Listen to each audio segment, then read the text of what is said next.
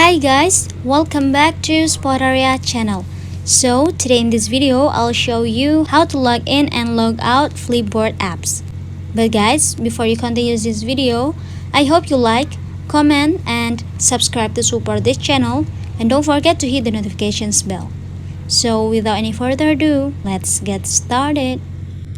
Firstly, you guys have to open the Flipboard apps. And now tap on the Get Started in the bottom of your screen. After that, in this page, you will see the login option with the red background, and I'm gonna tap it right now. And now you just have to type the username or the email that you used for your Flipboard account. And in the column under it, you have to type your password.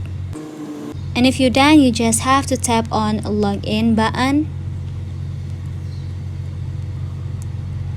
And now you're already in your account. And if you want to log out from your account, you just have to tap the gear button at the top right in the corner of your screen. Scroll it down to the bottom and you will see the Logout option.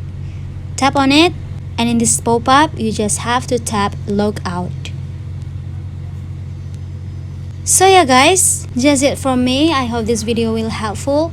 Don't forget to leave your comment in the column below. I'll see you soon on the next one, and good luck!